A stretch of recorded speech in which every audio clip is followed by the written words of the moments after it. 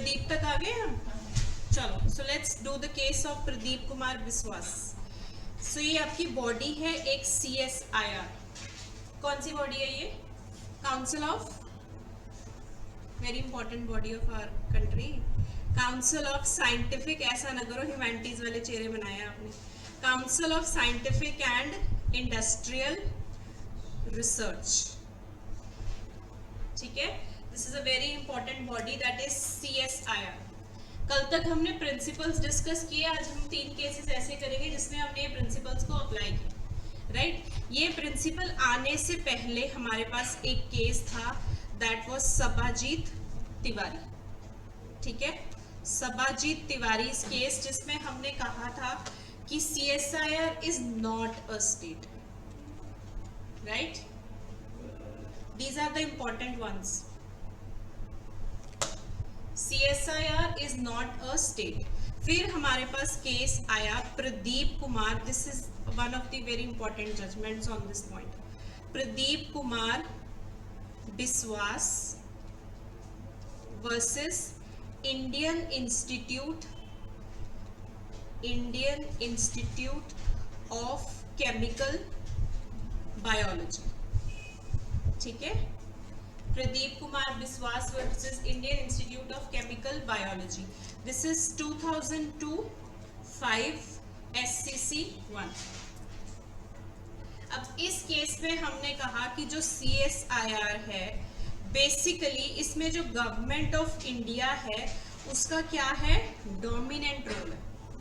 ठीक है, सरकार का बहुत ज्यादा डोमिनेंट रोल है इस बॉडी में, जिसको हम CSIR कहते हैं। तो ये किस कैटेगरी में फॉल करेगी? This is categorized under the category of state, right. So देखो, अब हमारी कंट्री में कॉन्ट्रडिक्टरी केसेस आने शुरू।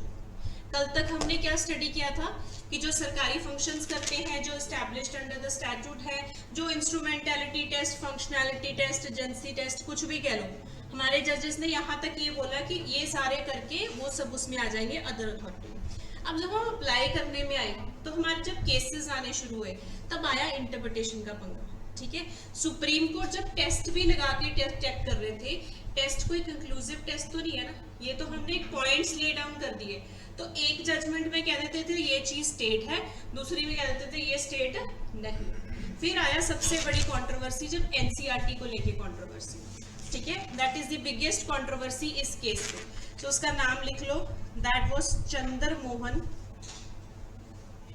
चंद्र मोहन खन्ना वर्सेस NCERT। ठीक है, Chandra Mohan Khanna versus NCERT, this is of 1992। अब इसमें उन्होंने कहा कि जो NCERT है, this is not a state. ठीक है, इंटरप्रिटेशन पढ़नी चालू की आज हमने। सबसे पहले सबाजीत तिवारी के केस में हमने कहा CSIR is not a state, right. Second में हमने वो टेस्ट लगा के देखा तो हमें कहा नहीं this is state, right. Then we came to the concept of NCERT। हमने कहा NCERT स्टेट नहीं है, क्योंकि हमने कहा ये तो एक ऑटोनॉमस बॉडी है। ठीक है, this is an autonomous body. दूसरा, जो इसकी एक्टिविटीज हैं, they are not wholly related to government functions। ठीक है, हमने कहा इसकी जो एक्टिविटीज हैं वो सारी रिलेटेड टू सरकार नहीं है, एंड एक अलग से इंडिपेंडेंट बॉडी है। चाहे थोड़ा बहुत सरकारी इन्फ्लुएंस कह सकते हैं, सरकार का इन्फ्लुएंस होता है आपकी ये मेन बॉडीज, ठीक है, CPSC बॉडीज, NCERT, ये सारी जितनी आपकी ऑर्गेनाइजेशंस एंड बॉडीज होती हैं, बट हमने कहा कि फिर भी हम इसको स्टेट में नहीं मानते। क्यों? क्योंकि एजेंसी का टेस्ट फेल हो रहा है, right. Then we came to the next interpretation, that was ZTEL। Autonomous bodies activities are not wholly related to the government।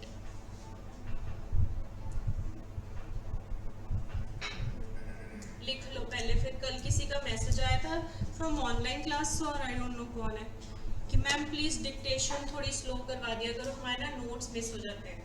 So every child's focus is different. Some people come just to understand the concept, some come to write down everything also. So बता दिया करो जिसका जहाँ भी miss हो रहा है, it's very important कि हर किसी के एंगल से उसको समझ आना चाहिए। ठीक है, so you can pinpoint। Next है हमारा important केस ZTEL फिल्म्स का। जिसमें बीसीसीआई को लेके हमारी डिस्कशन हुई थी, राइट। 3 बॉडीज हो गई, CSIR, NCERT and BCCI. BCCI के केस का नाम था Zee Telefilms versus union of India. Zee Telefilms versus union of India, this is 2005 for SCC. I repeat again, citations are not important, only if you can learn them, otherwise no point. So इसमें उन्होंने वो वाला test लगाया and we said that BCCI is not a state. This was decided by a majority opinion, जिसमें से 2 जजेस कहते थे कि ये स्टेट है, बाकी के 3 कह रहे थे कि ये स्टेट नहीं है, राइट। फिर आया एक हमारा केस जो सुप्रीम कोर्ट का नहीं है एंड आपको किसी भी बुक में नहीं मिलेगा। अब मैं अपनी तरफ से केसेस आपको बताना शुरू कर रही हूँ।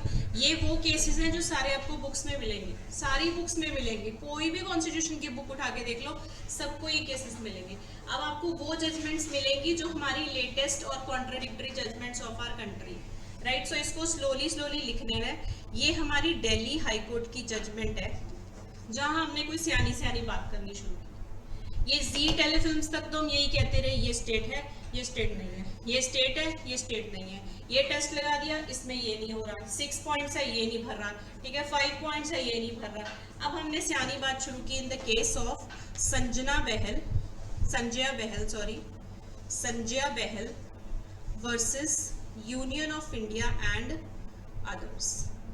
This is 2019, SANJAYA, Sanjay Bahl versus union of India and others 2019। अब किसी ने यूनाइटेड नेशंस पे स्टार्ट कर दिया डिबेट करना, ठीक है। ये केस जब आपका दिल्ली हाई कोर्ट गया, उसने कहा जो आपका यूनाइटेड नेशंस है भाई, इसको भी स्टेट में इंटरप्रिटेशन में डालो, राइट। अब यहाँ से आपकी हाई कोर्ट का दिमाग हिला, उन्होंने कहा आप तो हर बॉडी उठा के ले आते हो, उसको कहते हो एजेंसी टेस्ट से फिल्टर करो और उसके बाद इसको स्टेट में डालो, interpretation is going to liberal, ठीक है। So we need to decide on these points. सो यहाँ आपका मुद्दा था यूएन का। सो इसमें आपकी लाइन्स है, लिख लो 2 दिन। United Nations is not a state, United Nations is not a state within the meaning of Article 12, within the meaning of Article 12। सबसे पहला पॉइंट है आपका जजमेंट का। Second point, it is not amenable, AMENABLE, it is not amenable to the jurisdiction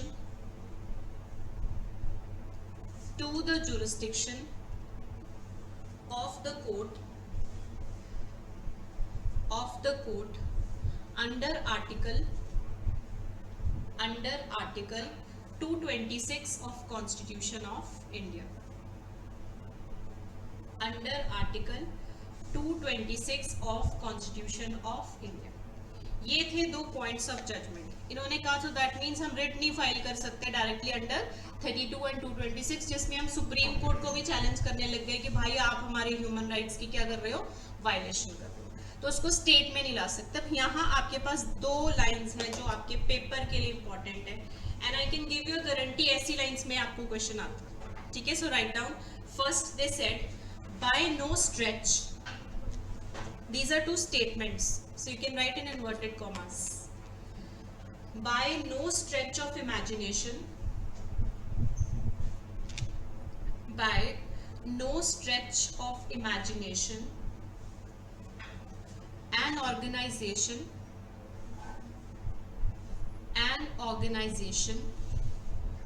of United Nations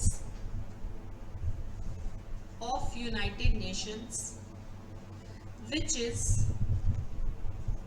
is an international body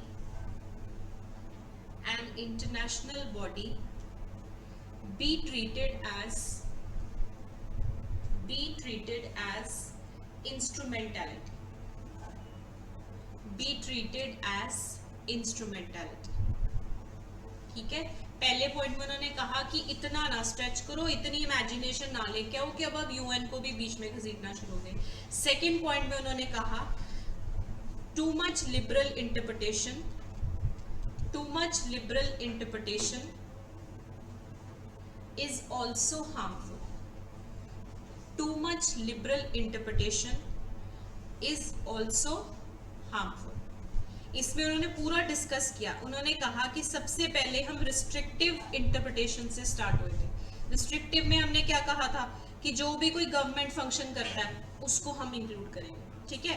फिर हम आए liberal interpretation पे, जिसके थ्रू हमने किस किस को बोल दिया, इलेक्ट्रिसिटी बोर्ड को भी बोल दिया, LIC को भी बोल दिया, ONGC को भी बोल दिया, राइट। फिर हम आए अपने 5 पॉइंट टेस्ट पे, जिसमें हमने बेसिकली कुछ प्रिंसिपल्स बना दिए जो कि कंक्लूसिव नहीं है, क्या है, illustrative. So this is an important word for your exam. ये जो आपके 5 पॉइंट टेस्ट है, इसको पहली बार किसी बंदे ने, किसी जज ने बोला कि इसको क्राइटेरिया मत बनाओ, ये इलस्ट्रेटिव है, ठीक है। इसके बेसिस पे आप पूरी कंट्री के इंफ्रास्ट्रक्चर को हिलाने पे लगे हुए। कोई बॉडी आती है, आजा भाई तू भी स्टेट है, तूने फंडामेंटल राइट वायलेट किया, तू भी 32 के अंडर आ जा, तू भी 26 के अंडर आ जा, ठीक है। So we can not do that. So this is the first case in which this was discussed, right. Now let's come to the next one. लिख लिया आप लोगों ने, right. So let's come to the next one, last but not the least. Supreme court ने कुछ discussions की हैं in 3 cases, let's write them down. जिसके आपको नाम नहीं इंपॉर्टेंट, आपको इसके पॉइंट्स इंपॉर्टेंट है।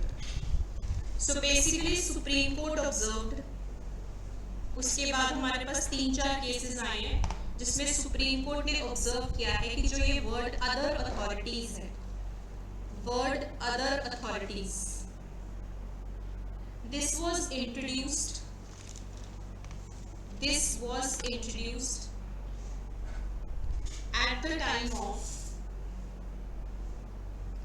at the time of framing of constitution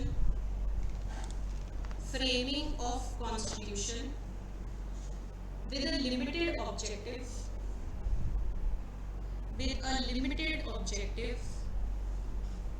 of granting judicial review of actions of such authorities. Full stop. The Supreme Court has given enough expansion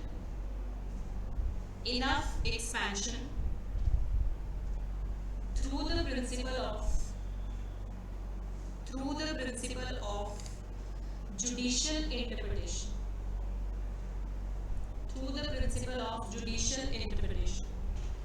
Full stop. There is no need to further expand the scope of judicial interpretation. So to sum up, basically other authorities में अब हमारा current status क्या है हमारी country. इतने सारे तो आपने केसेस कर लिए, ठीक है। बीच में 2-3 केसेस में आवाज उठी कि 5 पॉइंट टेस्ट भी बढ़िया नहीं है, ये भी सिर्फ इलस्ट्रेटिव है, ये कंक्लूसिव नहीं है। सो बेसिकली अभी भी हमारी कंट्री में 3-4 जजमेंट्स में इवन तो सुप्रीम कोर्ट ने स्ट्रेस कर दिया इस पॉइंट पे कि हम बहुत लिबरल होते जा रहे हैं, पर अभी भी हम क्या फॉलो कर रहे हैं, 5 पॉइंट टेस्ट, ठीक है। So the current status of a country, जब भी हम अदर अथॉरिटी डिसाइड करते हैं अभी भी हम 5 पॉइंट टेस्ट पे ही रिलाई करते हैं। Let's come to the last point, that is judiciary. So is judiciary included in the word state? This is the question. Yes, this is controversial. इसमें भी आपका हिंदू लॉ में भी चले गए हैं।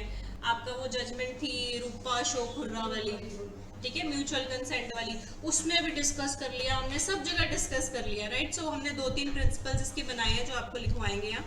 सो जुडिशरी में भी हमारा यही क्वेश्चन आ रहा है कि अगर जुडिशियल इंटरप्रिटेशन के थ्रू हम चाहें तो क्या हम जुडिशरी को अंडर आर्टिकल 12 मान सकते हैं कि नहीं स्टेट, ठीक है। सो बेसिकली अगर इसको ऑब्जर्व करना शुरू करो आप, तो कहीं भी नॉट एक्सप्रेसली मेंशन्ड, ठीक है, लिखा तो नहीं हुआ ये आर्टिकल 12 में, नहीं लिखा। सरकार के बारे में तो लिखा है, एग्जीक्यूटिव के बारे में भी लिखा है, बिकॉज पार्लियामेंट, गवर्नमेंट सबके नाम आ रहे हैं, ठीक है, पर जुडिशरी का जो कि third organ of the government है उसका नाम नहीं आता कहीं, राइट। बट हमारे कोर्ट्स कहना शुरू हो गए, कोर्ट्स नहीं, people, that we should include it. अब इसमें basically included in other authorities है कि नहीं, ये क्वेश्चन को हम आज सॉल्व करेंगे, राइट। रीजन क्या दे रहे हैं जो कहते हैं कि इंक्लूड होना चाहिए, वो क्या रीजन देते हैं? वो कहते हैं कि जो हमारी कोर्ट्स हैं किस तरीके से बनी है, they are set up by the statute, ठीक है। कॉन्स्टिट्यूशन कहता है ना हमारे पास सुप्रीम कोर्ट होगी, हमारे पास हाई कोर्ट होगी, हमारे पास डिस्ट्रिक्ट कोर्ट होगी, तो वो कहते हैं ये स्टैट्यूट के थ्रू तो बनी है, जो रीजनिंग आप अदर अथॉरिटी में दे रहे थे, ठीक है। सेकेंड कहता है that they exercise power conferred by law, right. उसमें हम क्या पढ़ रहे थे, सरकारी फंक्शंस करते होना चाहिए, ठीक है। सिमिलरली उन्होंने यहाँ रीजन दिया है कि जो ये पावर एक्सरसाइज करते हैं ये भी तो लॉ नहीं दी है, इसको भी सरकारी ही कंसिडर करो, ठीक है। Why are you not including judiciary in that? और जो इसको डिसेंट करते हैं, जो नहीं इसको मानते, कौन नहीं मानते, कोर्ट्स नहीं मानती, ठीक है, वो बेसिकली ये कहते हैं, this is the statement that your जजेस यूज, दैट एनी जजमेंट, ठीक है, any judgment of judiciary, right, will then be challenged in the court. वो किस चीज से डरते हैं कि लेट्स से आज सुप्रीम कोर्ट ने जजमेंट दी, बाद में हम फिर उसको भी उठा के बैठ जाएंगे आर्टिकल 226 एंड 32 के अंडर की भाई इसका भी जुडिशियल रिव्यू खुद ही करवाओ अपना, ठीक है। क्यों? क्योंकि तुम भी स्टेट में फॉलो करते हो, तुम भी कोई ऐसी जजमेंट दे रहे हो सकते हो जो हमारे फंडामेंटल राइट्स को क्या कर रही हो सकती है, वायलेट, राइट। सो जजेस अपनी प्रोटेक्शन को लेके ये कहते हैं कि हमारे डिसीजंस को आप लोग चैलेंज नहीं कर सकते, बिकॉज हमें ऑलरेडी आर्टिकल 13 में भी ये बोल दिया गया है कि कोई भी ऐसा लॉ नहीं बनाया जाएगा जो कि फंडामेंटल राइट्स को वायलेट करेगा, और अगर बना दिया गया वो क्या डिक्लेयर हो जाएगा, वॉइड, ठीक है। So already we have intact principles, why do you want to include us? अब इसकी भी हमारी कंट्री में पूरी राम चर्चा हुई है, थ्रू वी हैव 3-4 केसेस, उसको लिख लेते हैं। Any judgment of judiciary will then be challenged in the court, dissent, DISSENT, ठीक है। 2 पार्टीज हैं आपकी कंट्री में इस चीज को लेके, कुछ जनता है जो एग्री कर रही है लाइक न्यू लॉज, ठीक है, कुछ बार काउंसिल्स हैं जो एग्री नहीं करते, वैसे ही है इसको लेके। सो this is currently a dicey situation. इस पे हमारी लेटेस्ट जजमेंट है, अगर आपने पुराना किसी ने कॉन्स्टिट्यूशन पढ़ा है तो उसको पता होगा, रिजू प्रसाद की जजमेंट है, that is not there in books, ठीक है, आपको अपने टीचर ने लिखवाई हो सकती है, that is the current judgment, उसके अलावा कोई स्टेटस नहीं है हमारा। So let's start with the judgments. First का नाम है Ratilal versus state of Bombay. ये सबसे पुराना केस है इस पे, Ratilal versus state of Bombay. This started from Bombay court, 1954 Bombay, ठीक है, सबसे पहले आग यहां से लगी थी। इस केस में उन्होंने बोला था कि जुडिशरी को भी स्टेट की डेफिनेशन में डालो, राइट। ऐसे लगता है कि जुडिशरी भी वायलेट कर सकती है हमारे फंडामेंटल राइट्स, तो हम कहाँ जाएंगे भाई, राइट। बट यहाँ पे आपकी बॉम्बे हाई कोर्ट ने कहा कि जुडिशरी स्टेट की डेफिनेशन में नहीं आती, they said it very clearly. अब वो है ना, छोटी मच्छियां बड़ी मच्छियों को कैसे खा जाती, कैसे कह देते कि ऊपर वाली supreme court, high court state में आएगी भाई, they could not say it, right, even they might have agreed to it. So Ratilal versus state of Bombay में उन्होंने अपने हाथ छाड़ लिए, उन्होंने कहा भाई आप इसमें नहीं आते, ठीक है, judiciary is protected from it. Second case आया आपका Naresh versus state of Maharashtra, Naresh versus state of Maharashtra, this is 1967 supreme court. अब इसमें हमने कहा कि जब कोर्ट की बात आती है तो आप उसकी कॉम्पिटेंट जूरिसडिक्शन देखा था, ठीक है। अगर कोर्ट की कॉम्पिटेंट जूरिसडिक्शन है और फिर उसका जो डिसीजन है, that decision can not be challenged, can not be challenged by bringing it under article 12। ठीक है, सो इन्होंने कहा अगर एक कोर्ट है, उसके पास जुरिस्डिक्शन है, वो अपनी जुरिस्डिक्शन में रहते हुए जजमेंट दे रही है, किसी फंडामेंटल राइट्स के रिगार्डिंग भी अगर दे रही है, वो 13 को वायलेट नहीं कर रही, वो फंडामेंटल राइट को वायलेट नहीं कर रही, तो हम उसको डेफिनेशन में नहीं मानेंगे। कोर्ट के केस में उसकी कॉम्पिटेंट जुरिस्डिक्शन चेक होती है, उसको हम 12 में नहीं लेके आएंगे। ठीक है, सो यहाँ भी अपने हाथ झाड़ दिए हमने, आने नहीं दिया अपनी जुडिशरी को under the definition of state, क्योंकि आ जाती तो 32 और 226 के पंगे में फंस जाती। Right, then was the third case. Third case का नाम है, जो आपका हिंदू लॉ का केस है, रूपा अशोक हुर्रा। किस चीज पे आपका ये case? Yes, this is on mutual divorce. ठीक है, Rupa Ashok Hurra versus Ashok Hurra, AIR 2002, supreme court. अब ये केस डाइवोर्स का था, यहाँ पे भी हमसे रहा नहीं गया, यहाँ पे भी हमने ये पॉइंट रेज किया कि भाई हमारे उसको कोर्ट्स को आर्टिकल 12 में कंसिडर करो।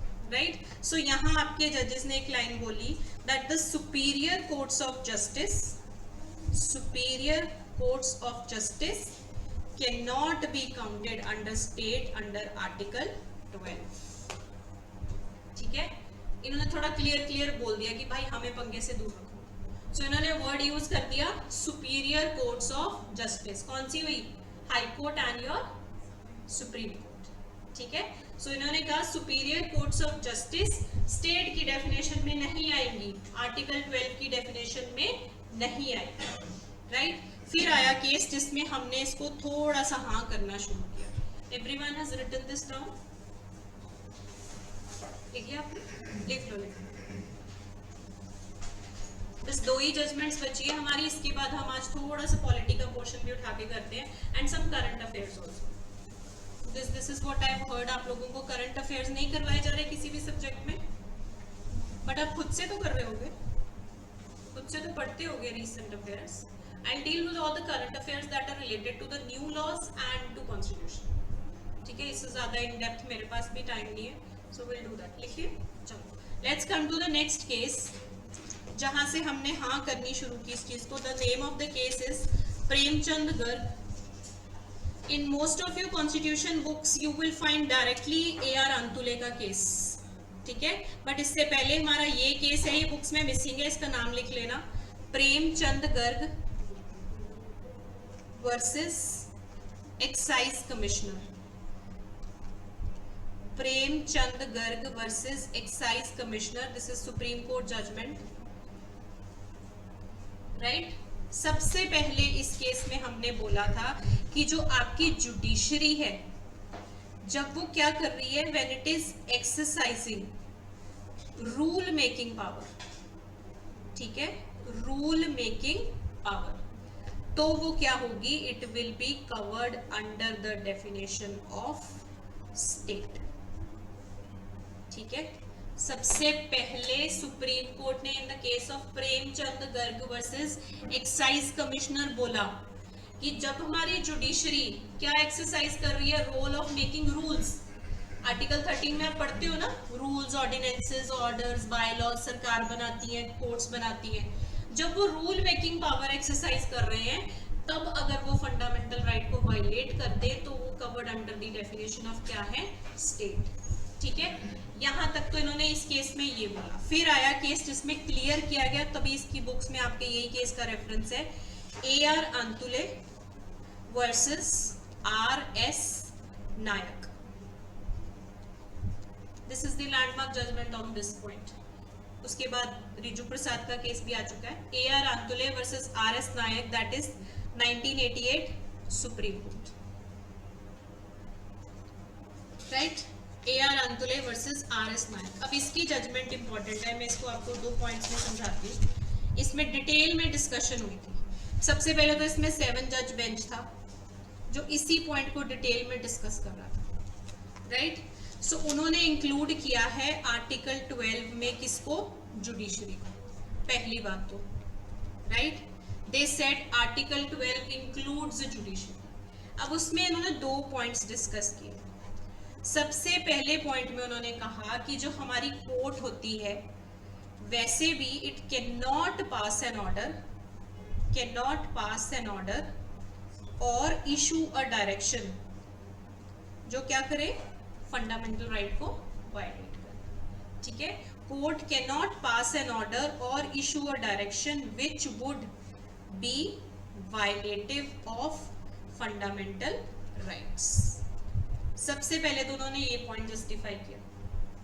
उन्होंने कहा चिंता ना करो, लड़ो ना कि इसको जुडिशरी को डाल देते हैं, बट सबसे पहले जस्टिफाई कर देते हैं कि आपका कॉन्स्टिट्यूशन ही गारंटी देती है कि जब भी आपके ऑर्डर्स, बायलॉज कुछ भी इशू होता है, आपकी कोर्ट्स फंडामेंटल राइट को वायलेट नहीं करती।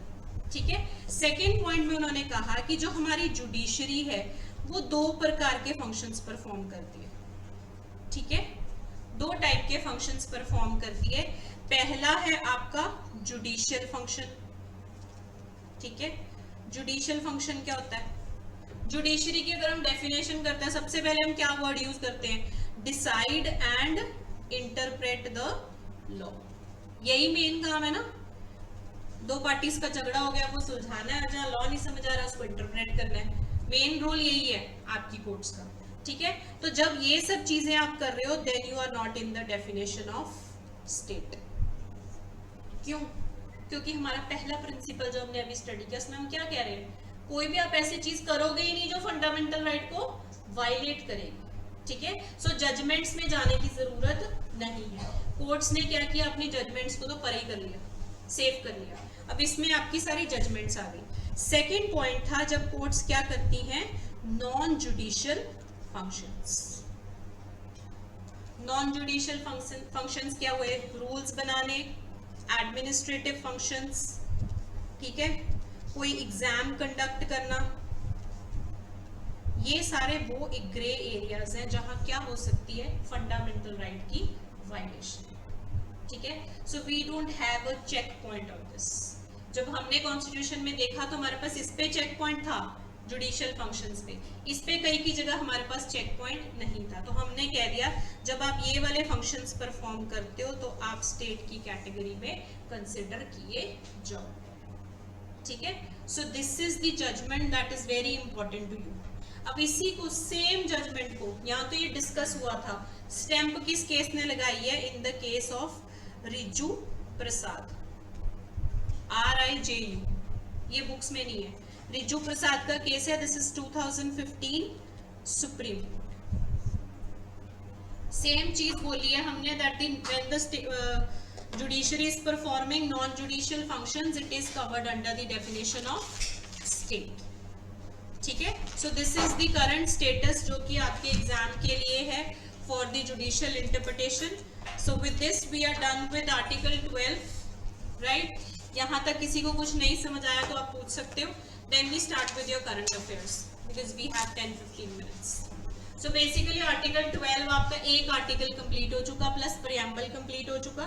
ठीक है, प्रियम्बल में से क्वेश्चंस नहीं आते, आर्टिकल 12 में से judiciary part and other authority से एक दो बार क्वेश्चंस आए हैं। So you need to learn the judgments, learn in the sense पता होना चाहिए कि इस जजमेंट में क्या होगा। ठीक है, this is the only important portion. Now let's come to the current affairs. अभी सुप्रीम कोर्ट का एक रीसेंट केस है, write down the name of the case. The name of the case is MD Anas। ये आप जो भी दूसरी notebook अगर बना रहे हो कॉन्स्टिट्यूशन की, उसमें लिखना, because these are the current affairs and these you need to see repeatedly। ठीक है, ताकि आपको पेपर तक याद हो जाए। ये हमारी एक जजमेंट है, MD Anas Chaudhary versus union of India 2024 supreme court. जो भी लोग ये रिसेंट एप्स यूज करते हो, लाइव लॉ एंड ऑल, ठीक है, तो उन्होंने ये जजमेंट के बारे में जरूर सुना होगा, बिकॉज इसमें हमारी कंट्री में अभी डिस्कशन हुई है करंटली।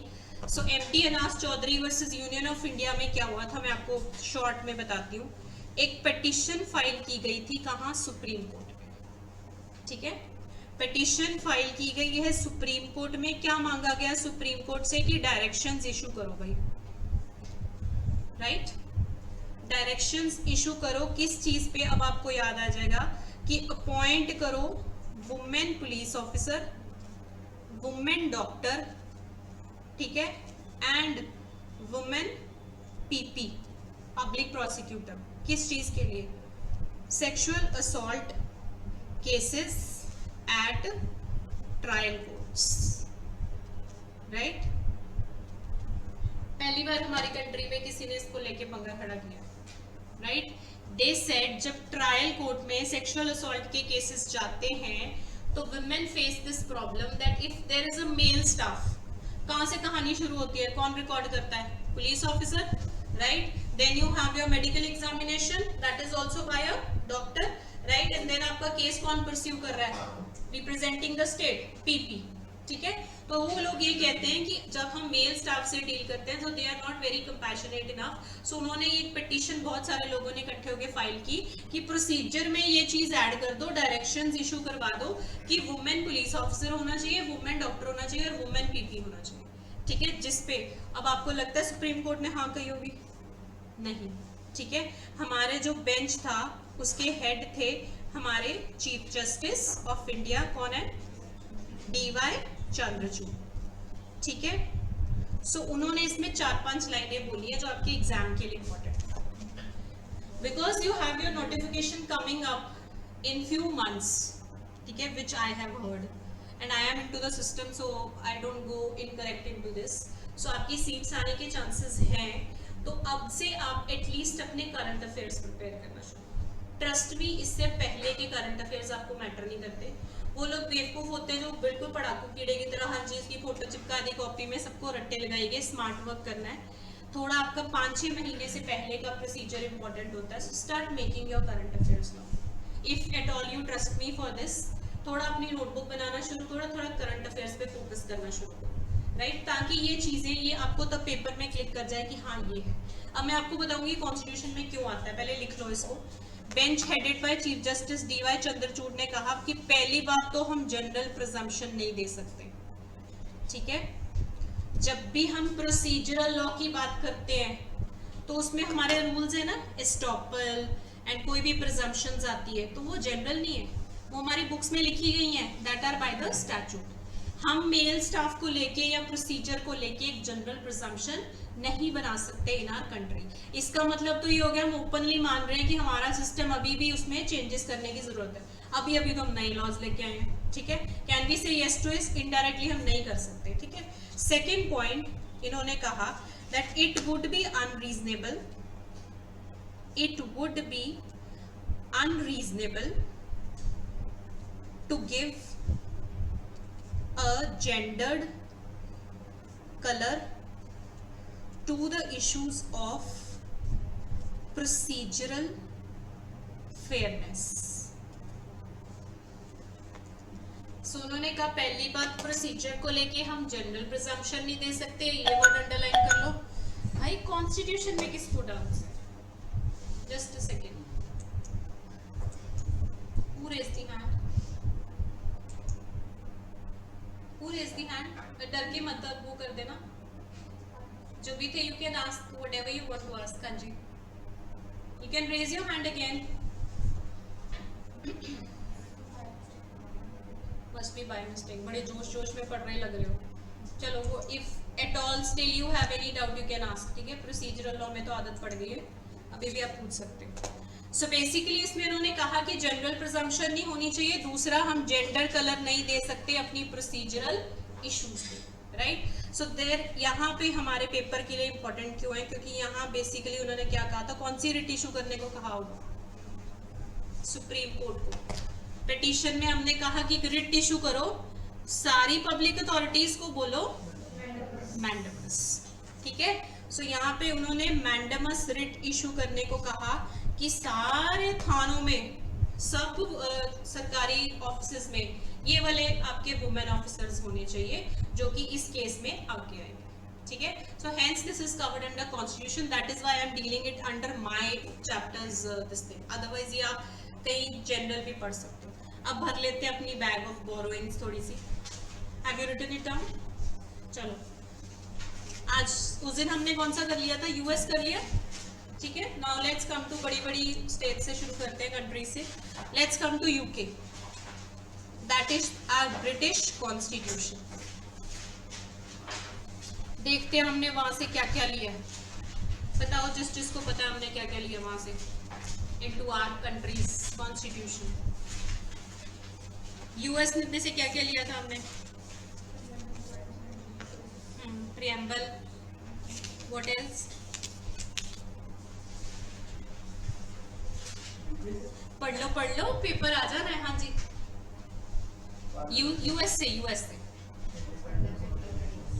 हाँ, 2 more points।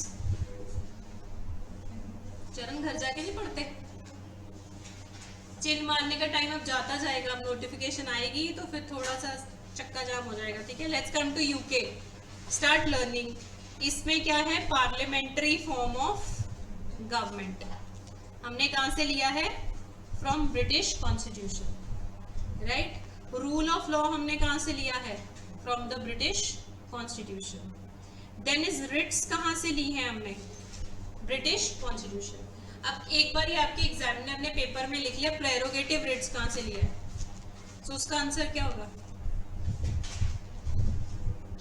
हाँ, क्या आंसर होगा? कई बार एग्जामिनर को कुछ नहीं समझ आता है, मैं मजाक मजाक में ऐसे क्वेश्चंस पूछ लेते हैं। हाँ, यूके ही रहेगा। Yes, what is prerogative writs? Basically UK में पहले हम ये सारे रिट्स को, यूके में भी ऑर्डर इशू होते थे, उनको क्या बोलते थे? Prerogative writs. यूके में रिट क्या होती थी? रिट यूके में अगर बात करें तो एक रॉयल ऑर्डर होता था। ठीक है, कौन इशू करता था?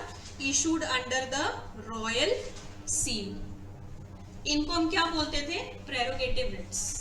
ठीक है, हमारे अब क्या है? Supreme court, high court issue करती है। This is similar thing, right. So अगर आपको प्रेरोगेटिव रिट्स ऑप्शन आ जाए, that is also from UK, right. Next is parliamentary privileges. Parliamentary privileges क्यों दी जाती है वैसे parliamentary privileges? Do you agree with them? इतना बड़ा चैप्टर है हमारे पास।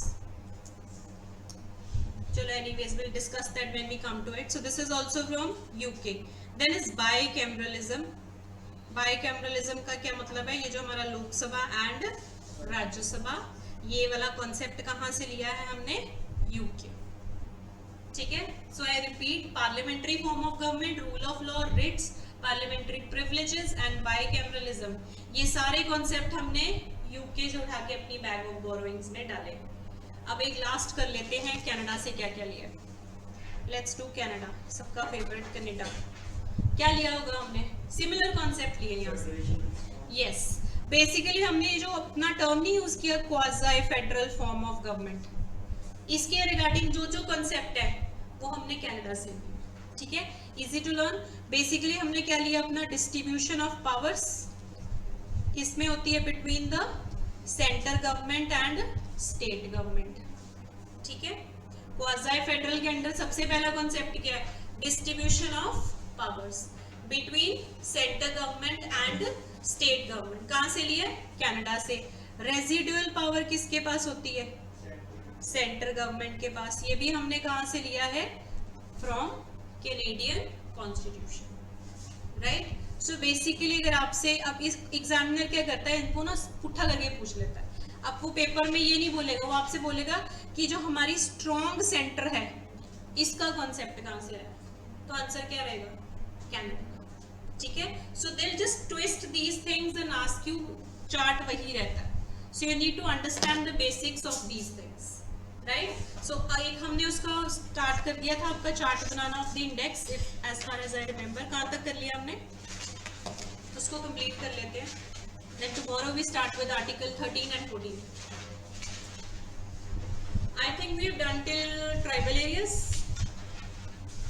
10 तक किया है।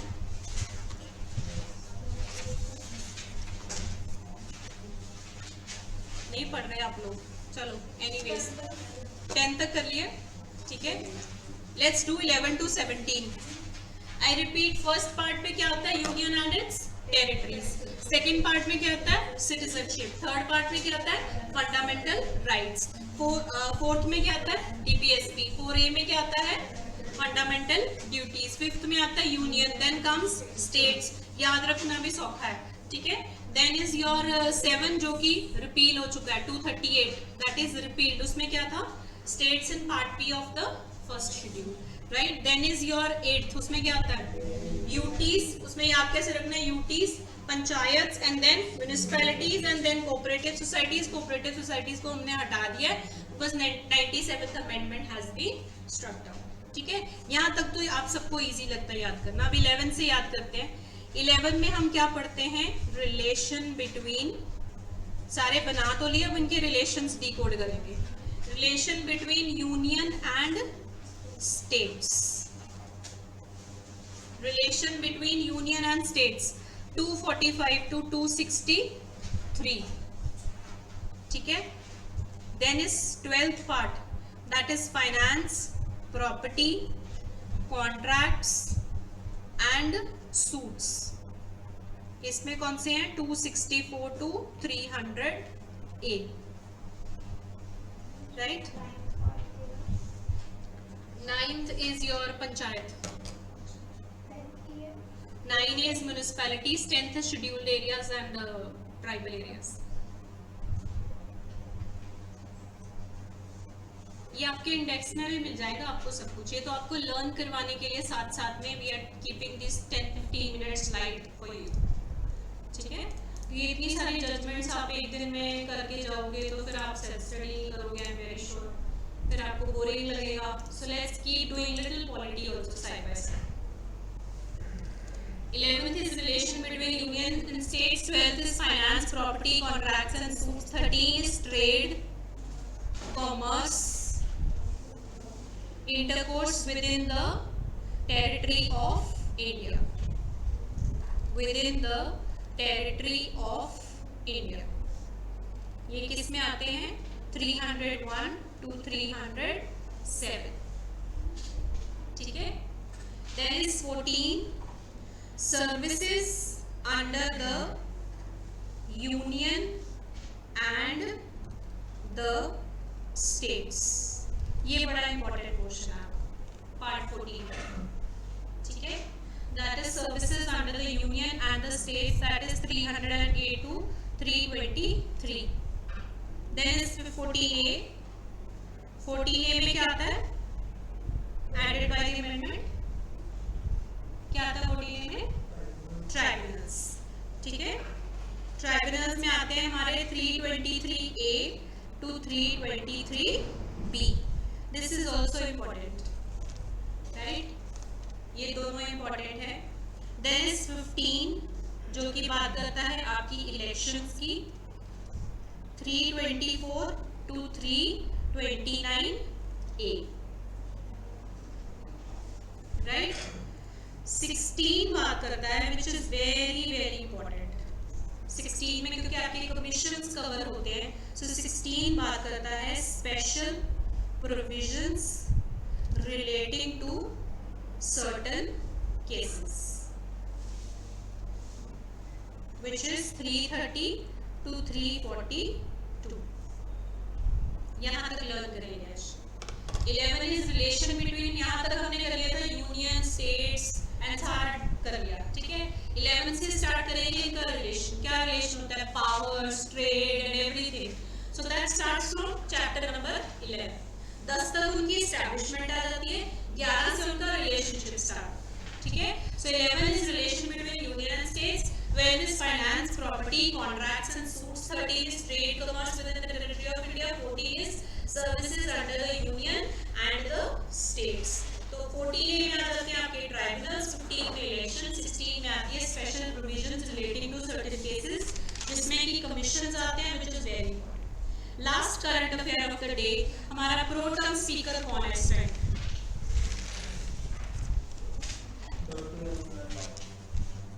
क्या नाम है उसका, यस, भर्तृहरि मेहताब। कौन सा है, कितनी लोग, 18th लोकसभा का, 18th लोकसभा का 18th प्रो टर्म स्पीकर है। लिखना है, लिख लो आप। Appointed under which article of the constitution. अच्छा, जिसको नहीं पता प्रो टर्म स्पीकर होता क्या है, वैसे हम लोग बोलना शुरू हो जाते हैं। पहले कई बार किसी को नहीं भी पता होता, नाम लिख लो पहले तो जिसको नहीं पता। That is Bhartruhari Mahtab, BHARTRUHARI।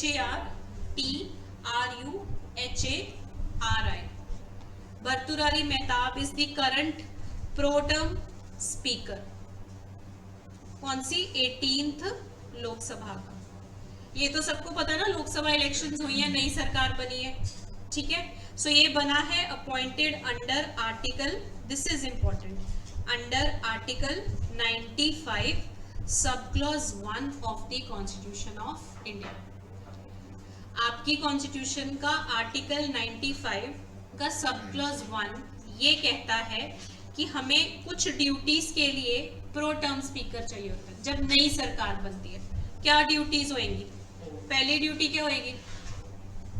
पहली ड्यूटी होगी उसकी कि वो ड्यूटीज ऑफ स्पीकर परफॉर्म करेगा जब तक स्पीकर नहीं आता, ठीक है। नई सरकार बनी है, नया स्पीकर इलेक्ट होएगा, राइट। सेकंड है वो क्या करेगा? Preside over the sittings of newly elected house. Generally ये कौन होता है? Usually senior most member of the house होता है, बट हमारी कंट्री में पंगे की जड़ कोई ना कोई बना ही रहता है। So these are recorded lectures, I should not say. Ideally बनता था of K Suresh, who was a Dalit, ठीक है। तो वो अब हमारी कंट्री में कुछ है ही ऐसा, even though the consecutive terms were there, but हमने इनको आगे कर दिया, ठीक है। So this is politics, let's not get into it. So ideally the senior most member has to be the pro term speaker, ठीक है। नेक्स्ट फंक्शन उसका क्या होता है? वो सबको क्या देगा? ओथ, ठीक है। जो हमारे सारे नए एमपीज आएंगे न्यूली इलेक्टेड, उनको क्या देना है उसने? Oath of office to the newly elected MPs. Last function उसका क्या है? To conduct the vote. किस चीज की वोट? स्पीकर और डेप्यूटी स्पीकर के लिए, ठीक है। To conduct the vote for speaker and deputy speaker, ये इसके फंक्शंस होते हैं। ये आप जब भी कोई करंट अफेयर लिखते हो उसके साथ उसका कॉन्स्टिट्यूशन से आर्टिकल निकाल लिया करो। आर्टिकल निकाल के उसके बारे में 2-4 फीचर्स साथ में ही रख लिया करो। This is how your preparation will get little easy, ठीक है। जितना जितना मैं करवा सकती हूँ मैं करवाती रहूंगी, बट